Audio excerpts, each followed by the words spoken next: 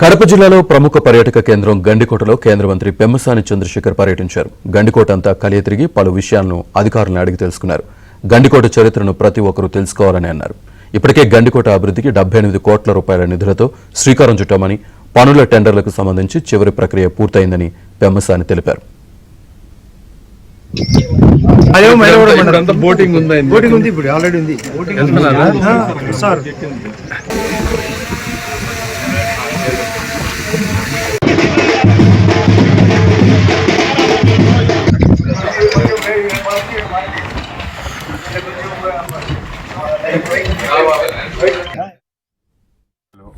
చుట్టుపక్కల కొండలు కూడా అక్కడక్కడ ఉంటాయి. కానీ సుదూర ప్రాంతాల్లో ఉన్నటువంటి కొండలు, విపరీతమైన వెడల్పు ఉన్నటువంటి కొండలు ఇప్పుడు ఎక్కడా లేవు. ఈ ప్రాంతానికి వస్తూ ఉంటేనే మా మనసు పులకించింది.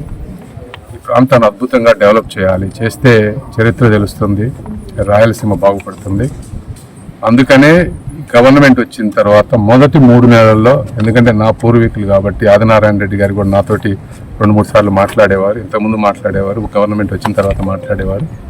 కానీ వెంటనే ఆ రోజు టూరిజం మినిస్టర్ గారి దగ్గర కూర్చొని డిపిఆర్ ఇక్కడి నుంచి సిద్ధం చేసుకొని దాదాపు 78 కోట్ల రూపాయలు తీసుకొచ్చాం. ఇందులో మీరు చూసుకుంటే heritage, natural trail development, views అన్ని డెవలప్ చేయడానికి 28 కోట్లు, బోటింగ్ ఇన్ఫ్రాస్ట్రక్చర్కి 12 కోట్లు, ఈ విధంగా విజిటర్ ఫెసిలిటీస్, వాళ్ళ మొబిలిటీకి అవన్నీ కలిపి దాదాపు 27 కోట్లు, ఈ విధంగా సిటీ మొత్తాన్ని డెవలప్ చేసే విధంగా 78 కోట్ల రూపాయలు వచ్చింది. కాంట్రాక్టర్ టెండర్స్ అన్ని ఫైనల్ స్టేజెస్లో ఉన్నాయి అంటున్నారు. తప్పనిసరిగా ఎమ్మెల్యే గారు కూడా దాన్ని ముందుకు ఫాస్ట్గా తీసుకువెళ్ళి ఈ ప్రాంతాన్ని బాగా డెవలప్ చేయాలి. అదేవిధంగా ఇక్కడ మాధవర స్వామి టెంపుల్లో ఉన్నటువంటి విగ్రహ ప్రతిష్ఠాపన అనేది లేదు అని చెప్తా ఉన్నారు.